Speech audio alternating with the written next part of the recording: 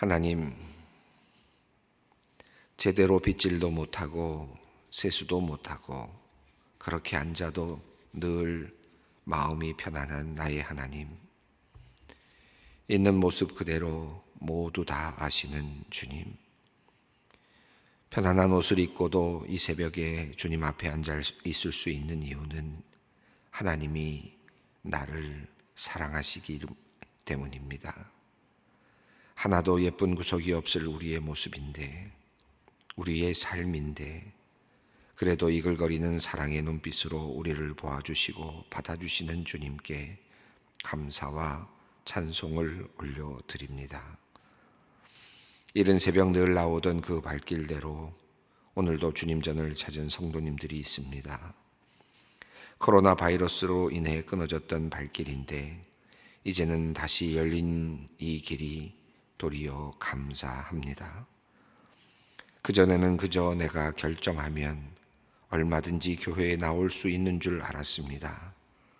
그런데 이런 시간을 겪어보니 하나님께서 허락하지 않으시면 절대로 이 예배당에조차 나올 수 없다는 사실을 알게 되었습니다. 어찌 감염병뿐이겠습니까? 우리의 몸만 좀 약해져도 사실 주님께 매일 나오는 일은 너무나도 큰 일이 되고 맙니다. 또한 조금만 바쁜 일이 생기거나 복잡한 일이 생겨도 이 자리에 나올 수 없는 형편이 되고 맙니다. 하나님, 그래도 예배당에 나온 성도님들은 복받은 사람들이니 이 허락된 시간을 감사함으로 알고 기쁘게 누리게 하여 주시옵소서. 그 옛날 그렇게 열심히 주님의 전을 찾았던 우리 신앙의 어르신들이 몸이 연약해져서 각자의 가정에서 예배하고 요양원에서 예배하고 병원에서 예배합니다. 그래도 새벽마다 일어날 수 있게 하신 것이 감사하고 문명이 발달하여 온라인으로라도 실시간으로 예배에 참석할 수 있으니 참 감사합니다. 이제는 새벽에 깨는 일조차 어려워져서 늦은 아침에야 몸을 추스르고 온라인으로 겨우 이 시간에 함께하는 성도님들도 있습니다. 그들의 형편을 아시는 주님께서 사랑의 눈빛으로 맞아주시고 늘 하늘의 말씀으로 영혼을 채워주시고 위로를 내려주시옵소서. 하나님, 오늘 우리 중에는 간밤에 힘든 시간을 견뎠거나 뒤숭숭한 마음으로 아침을 맞는 분들이 있습니다. 우리의 불안하고 염려스러운 마음을 신실하신 주님께서 오늘의 말씀으로 다스려 주시기를 원합니다.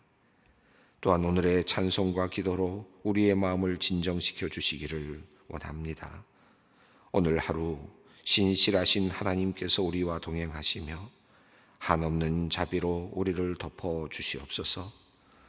불안으로 시작하지만 평안으로 저녁을 맞게 하시고 두려움으로 하루를 시작하지만 기쁨으로 밤을 맞게 하여 주시옵소서. 늘 우리에게 다가와 말을 건네주시는 주님, 우리는 때로 각자의 문제와 고민에 갇혀 바로 내 곁에 오셔서 말씀하시는 주님의 음성을 듣지 못할 때가 있습니다. 주님의 말씀을 읽을 때에도 들을 때에도 그 음성을 알아차리지 못할 때가 많습니다.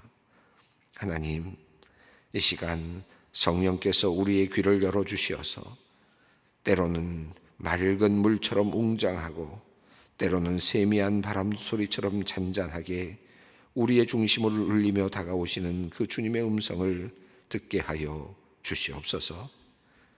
주님의 말씀이 우리의 영혼에 울려 퍼질 때에 앓던 우리의 영혼이 나음을 얻게 하시고 방황하던 우리의 정신이 깨끗함을 얻을 수 있게 하여 주시옵소서. 하나님, 주님의 말씀이 우리의 마음과 영혼에 가득 차도록 주님 역사하여 주시옵소서.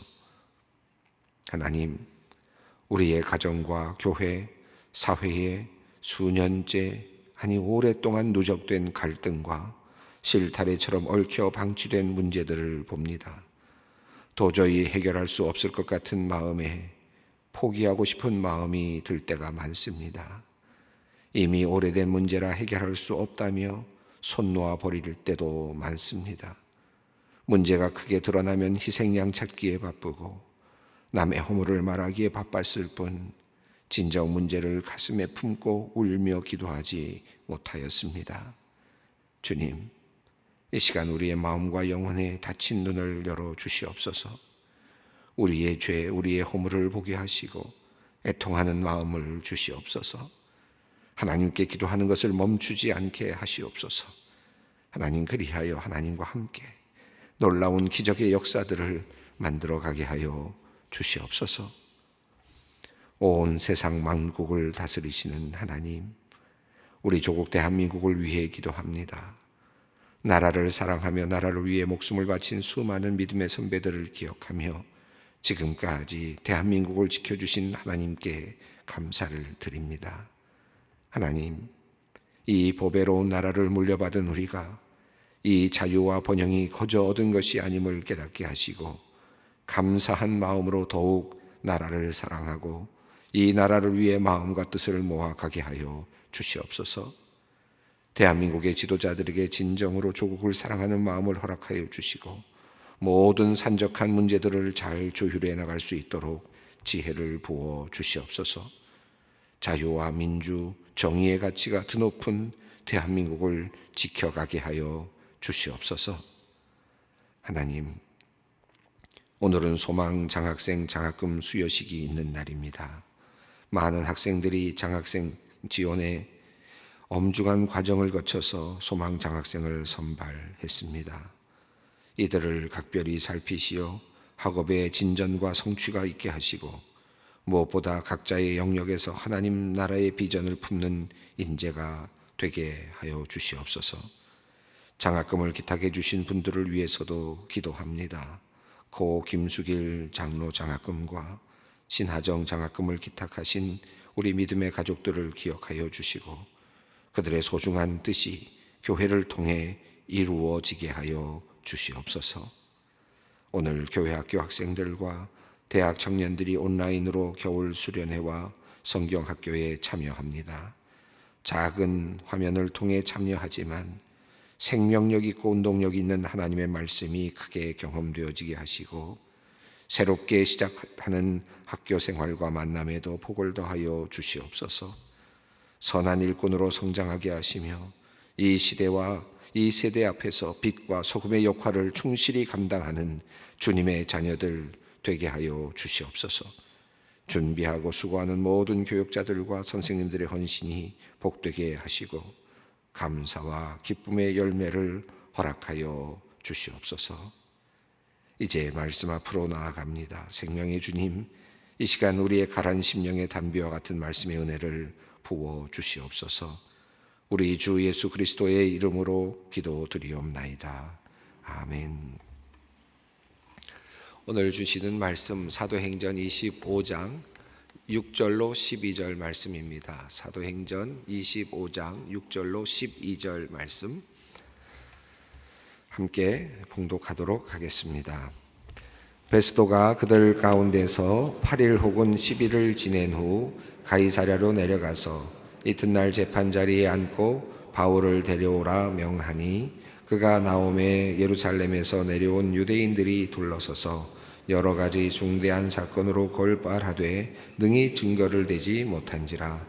바울이 변명하여 이르되 유대인의 율법이나 성전이나 가이사에게나 내가 도무지 죄를 범하지 아니하였노라 하니 베스도가 유대인 마음을 얻고자 하여 바울더러 묻되 내가 예루살렘에 올라가서 이 사건에 대하여 내 앞에서 신문을 받으려느냐. 바울이 이르되 내가 가이사의 재판자리 앞에 섰으니 마땅히 거기서 신문을 받을 것이라. 당신도 잘 아시는 바와 같이 내가 유대인들에게 불의를 행한 일이 없나이다. 만일 내가 불의를 행하여 무슨 죽을 죄를 지었으면 죽기를 사양하지 아니할 것이나 만일 이 사람들이 나를 고발하는 것이 다 사실이 아니면 아무도 나를 그들에게 내줄 수 없나이다. 내가 가이사께 상소하노라 한데 베스도가 배석자들과 상의하고 이르되 내가 가이사에게 상소하였으니 가이사에게 갈 것이라 하니라. 베스도가 총독이 되어서 이제 부임하자마자 3일 만에 예루살렘으로 갔습니다. 그곳에서 예루살렘에 있는 종교 지도자들을 만났을 텐데 그 만난 자리에서 제일 먼저 일성은 바울의 재판과 관련된 내용이었습니다. 그리고 예루살렘으로 데려오게 해달라라고 하는 그런 강청을 하는 내용을 우리가 살펴보았습니다. 그러나 베스도는 내가 얼마 이곳에 있지 않을 것이니까 가이사랴로 가자. 따라올 사람은 따라오라. 그리고 문제가 있다면, 죄가 있다면 증거를 가지고 와서 법정에서 다투자 하는 그런 내용을 이야기를 하죠. 그리고 나서 이어지는 내용인데 이 가이사랴에 있을 우리 베스도가 지금 예루살렘에 있는 중이죠. 예루살렘에서 어느 정도 머물렀는지 그 기간부터 오늘 본문이 이야기를 하고 있습니다. 6절 말씀을 읽어봅니다. 베스도가 그들 가운데서 8일 혹은 10일을 지낸 후 가이사랴로 내려가서 이튿날 재판 자리에 앉고 바울을 데려오라 명하니. 누가는 정확하게 며칠 동안 있었다라고 그렇게 정확하게 적지는 않고 있는데 8일 혹은 10일이라고 하는 대체적인 날짜를 알려주고 있습니다. 뭐 정확하게 날짜 계산이 안 됐을 수도 있고 그래서 대략 그것이 그렇게 중요하지 않다는 의미도 될 것 같습니다. 대략 이 정도의 기간 동안 그가 머물렀다 그런 내용이겠죠. 8일이나 10일 정도 헤롯궁에 아마 머물면서 그 유대인들과 함께 이야기를 나누고 또 종교 지도자들과 이야기를 나눴다라고 했을 때 어떤 일이 일어났을까? 부임 처음에 부임하자마자 제일 먼저 간 것이 예루살렘이었습니다. 그가 예루살렘으로 간 이유는 전에 말씀드렸습니다마는 벨릭스 총독이 유대인들의 고소에 의해서 그의 잘못이 드러나면서 이제 그 실직을 하게 되는 자리를 내려놓게 되는 그런 상황이었기 때문에 그가 재물을 탐하다가 유대인들과 헬라인들 사이에서 싸움이 일어난 상황 속에서 헬라인들과 유대인들을 함께 이렇게 잠재우고 그리고 그것을 치안을 통치해야 했는데 치안을 통치를 하긴 했지만 하면서 유대인들의 집들을 이제 또 습격하고 그리고 그들의 재산들을 가져가는 이제 이런 것들이 나중에 다 드러나게 되면서 벨릭스가 이제 그만두게 되는 쫓겨나게 되는 사실은 재판까지 이제 받게 될 정도로 로마로 소환을 당하게 되죠. 소환을 당했으나 이제 그의 사촌 형이 이제 그를 도와주어서 그의 가문들이 도와줘서 결국은 이제 크게 죄를 이제 받지는 않지만 그러나 어쨌든 벨릭스는 그런 이제 상황이 되죠. 자, 베스도는 아무래도 이 예루살렘에 가서 그 유대인들과 잘 이 문제를 정치적으로 해결을 해야만 하는 그런 과제를 가지고 갔을 것입니다. 아무리 명료하고 분명하게 일을 처리하고 싶은 사람이었겠지만 하더라도 그럼에도 불구하고 그가 지금 정치적인 목적이 있었기 때문에 그가 8일 동안 10일 동안 그곳에 머물면서 어떤 일이 일어났을까 뭐 유추해 보기는 쉬울 것 같습니다. 아마 극진한 대접을 받았을 것이라고 생각이 들고 그리고 그것에서 그들을 뭐 좋게 말하면 잘 이해할 수 있게 되었다. 라고 생각을 할 수도 있겠습니다. 유대인들이 바울을 정말 싫어하는구나 하는 것도 아주 분명히 뼈저리게 느꼈을 거라고 생각합니다.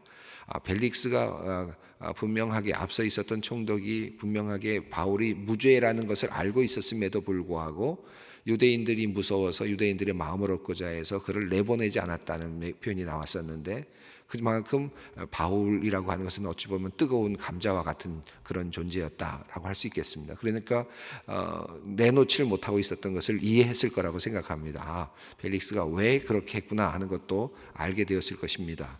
충분히 이제 이 흐름을 잡았기 때문에 아마 그는 이제 가이사랴로 가자마자 제일 먼저 한 일이 재판이었습니다. 그것이 바로 바울의 재판이었죠.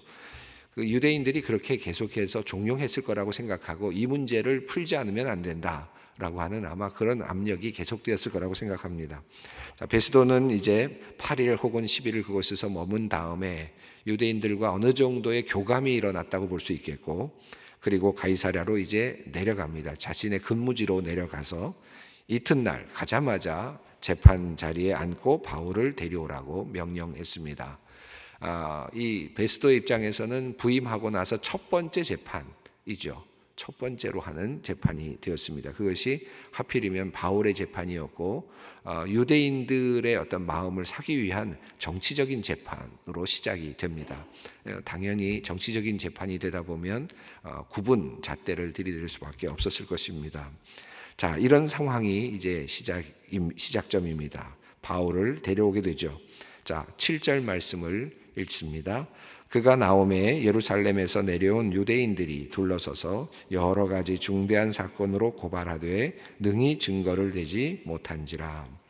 여기 재미있는 표현은 둘러서서, 유대인들이 둘러섰다. 이 법정에서 둘러섰다라는 표현은 법정에서 어떤 그 둘러섰다는 말은 우겨쌈을 당한다라고 하는 어떤 상징적인 의미가 있죠. 그러니까 얼마나 그 논리적으로 사람들이 지금 유대인들이 들러붙어서 지금 그를 지금 해하려고 많은 증거들을 들이댄 증인들이 들어뒀는지 또 고소했는지를 설명하는 하나의 상징적인 표현이라고 생각합니다. 유대인들이 둘러서서 여러 가지 중대한 사건으로 고발하되, 그들의 말에 따르면 매우 중대한 사건이죠. 여러 가지 중대한 사건으로 고발했다. 그런데 누가는 이 사도행전을 적으면서 이렇게 상징적인 표현으로 아주 간략하게 오늘의 재판 이야기를 적고 있습니다. 앞서 있었던 재판, 벨릭스 앞에서의 재판, 그 더둘러가 등장하고 변호사가 등장하고, 그리고 좀 더 구체적인 어떤 내용들, 고소의 내용들, 심지어는 인사말까지, 그런 수사학적 인사말까지 살펴보는 기회가 있었는데, 오늘 본문 속에서는 그런 내용이 다 생략되었고 그냥 그들이 둘러쌌다라고 이렇게 표현을 했고, 그리고 여러 가지 중대한 사건으로 고발했다. 이것은 앞서 있었던 사건들이 중복되었음을 상징하는 표현이기도 하겠고, 그리고 또 그냥 의미를 전달하는 그런 표현이라고 생각합니다. 유대인들이 둘러서서 여러 가지 중대한 사건으로 고발했다. 이것은 같은 내용이었을 것 같은데, 더둘러가 고발했던 아나니아 제사장과 함께 와서 벨릭스 앞에서 고발했던 내용은 세 가지였죠. 첫 번째는 어떤 내용이었습니까? 바울이 이스라엘 사람들을 선동한다. 정치적인 선동의 어떤 이야기를 첫 번째 죄목으로 주었습니다. 앞서 나오는 내용들이죠. 두 번째는 나사렛 그 이단의 우두머리다라고 하는 내용을 고소했습니다. 기억하실 것입니다. 세 번째는 성전을 더럽혔다라고 하는 죄목으로 이제 고소를 했었죠. 그런데 원래 처음으로 가면 예루살렘에 바울이 들어갔을 때 정결례를 행하다가 끌려 나올 때의 그 죄목은 한 가지였습니다. 성전에 이방인을 들어가게 했다라고 하는 죄목이었는데, 누구도 그 증거를 찾을 수 없는 상태에서 그 죄목으로 시작됐던 이야기가 이제 나중에 더둘로의 그 아나니아와 같은 벨릭스 앞에서의 재판에서는 크게 세 가지로 그렇게 나타났습니다. 자, 아마도 벨릭스 앞에서의 그 내용도 2년이나 지났기 때문에 그 오랜 시간 동안 누가 보았는지, 누가 그것을 경험했는지 내용을 이렇게 증거를 대기는 쉽지는 않았을 것입니다. 그래서 그랬는지 지금 하나의 표현으로 그들은 지금 열심히 바울을 죽이기 위해서 재판에서 그를 어떻게든지 죽이게, 어떤 실형을 얻게 하고 사형을 얻게 하기 위해서 열심히 노력을 했다고 보여지는데, 중대한 사건으로 고발했다. 그러나 증거를 대지는 못했다. 이렇게 하나로 표현을 하고 있습니다. 자, 8절 말씀을 읽습니다. 바울이 변명하여 이르되 유대인의 율법이나 성전이나 가이사에게나 내가 도무지 죄를 범하지 아니하였노라 하니, 이 8절을 읽어보면 아마도 조금 더 구체적으로 하나가 더 죄목이 추가되거나 그 소란죄에서 그 부분이 조금 더 이렇게 증강된 것 같은 그런 느낌을 갖게 되죠. 바울이 변명할 때 세 가지를 변명했다는 것입니다. 첫 번째는 내가 유대인의 율법을 범하지 않았다. 두 번째, 성전을 더럽히지 않았다는 뜻이죠. 성전을 더럽히지 않았다라고 하는 것이고, 그리고 세 번째, 가이사에게라는 것은 로마의 황제 아닙니까? 이 로마의 황제에게 죄를 범하지 않았다라는 뜻은 무슨 뜻이겠습니까? 자기 자신이 어떤 소라는 죄라든지 소요라든지 어떤 혁명이라든지 이와 같은 어떤 그런 일을 하지 않았다. 어떤 민족적인 어떤 이런 혁명에 대한 가담하지 않았다라고 하는 이제 그런 의미겠습니다. 소요죄에 대한 어떤 내용이 조금 더 좀 더 본인이 변명해야 할 이유가 있었던 것이 아닐까 하는 생각이 듭니다. 자, 율법 나는 지켰다. 성전도 죄를 범하지 않아. 성전에 관하여서도 내가 무죄하다. 그리고 로마라고 하는 국가에 대해서도 나는 지금 죄를 범하지 않았다. 자기 자신의 변명을 하고 있습니다. 자, 9절 말씀을 읽습니다. 베스도가 유대인의 마음을 얻고자 하여 바울더러 묻되 내가 예루살렘에 올라가서 이 사건에 대하여 내 앞에서 신문을 받으려느냐. 예, 베스도가 유대인의 마음을 얻고자 하여, 이건 이제 여기서부터 그가 정치적이었다는 것을 이미 충분히 느낄 수 있지 않습니까? 이미 그 뒤에 이제 나오는 내용을 보면 베스도는 바울이 죄가 없다는 사실을 알고 있었습니다. 물론 벨릭스도 마찬가지였죠. 그러니까 죄가 없다는 걸 알고는 있는데 내치면은 그를 내보내면은 유대인들의 어떤 그 반감을 살 수밖에 없고, 이제 유대인들이 정치적으로 계속해서 이제 총독을 힘들게 할 것을 알았기 때문에 그냥 붙잡고 있는 이제 상황이 된 것입니다. 유대인의 마음을 얻고자 하여 바울더러 묻되 내가 예루살렘에 올라가서 이 사건에 대하여 내 앞에서 신문을 받으려느냐. 이건 유대인들이 요청했던 첫 번째 요청했던 내용인데 이 베스도가 그 이야기를 합니다. 글쎄요, 베스도가 그 내용을 이야기하는 이 상황 속에서 아마 그 유대인들이 가지고 있었던 어떤 그 뭐라 그럴까요, 죽이려고 하는 음모 이런 것들을 알고 있었을까, 모르고 한 말일까? 제가 흐름을 볼 때는 알지 않았을까 생각이 듭니다. 적어도 지금 천부장의 글이, 편지가 이미 도착해 있었던 것이 벨릭스가 읽었던 그 편지가 아마 여전히 유효하게 미진한 안건이기 때문에, 완료되지 않은 안건이기 때문에 자료로 있었을 것이고, 또 벨릭스의 재판의 그런 과정들도 있었을 테니까 충분히 알 수 있었을 것이라고 생각합니다. 그렇다면 베스도는 지금 만약에 바울이 그렇다면은 내보냈을 것이고, 그 중에 그런 과정에서 어떤 사건이 일어날 수도 있다는 것을 알면서도 이제 유대인들의 마음을 얻기 위해서 그렇게 한 것이 아닐까 하는 생각이 듭니다.